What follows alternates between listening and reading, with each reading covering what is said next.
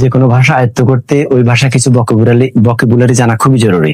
যেমন এখানে আমি কিছু ওয়ার্ড বা শব্দ লিখেছি। এই ওয়ার্ড বা শব্দগুলি এক বা একের অধিক লেটার বা বর্ণের সমন্বয়ে গঠিত। এই লেটার বা বর্ণগুলি এক বা একের অধিক পাশাপাশি বসে যখন একটা অর্থ প্রকাশ করে তখন তাকে আমরা ওয়ার্ড বা শব্দ বলবো।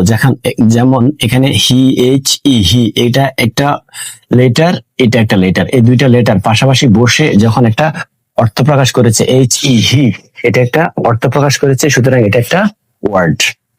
এই ওয়ার্ড বা শব্দগুলি আবার পাশাপাশি বসে যখন একটা অর্থ প্রকাশ করে, একটা মনের ভাব প্রকাশ করে, তখন সেটাকে আমরা সেন্টেন্স বা বাক্য বলি। হি গোজ টু স্কুল, এটা একটা sentence. They eat an apple, it is a book, এটা একটা sentence. Rakib reads a book. ইংরেজি ইংরেজি ভালোভাবে জানতে ওয়ার্ডের সমন্বয়ে সেন্টেন্স গঠন করা জানতে হবে, তাহলে ইংরেজি আমাদের কাছে সহজ হয়ে যাবে।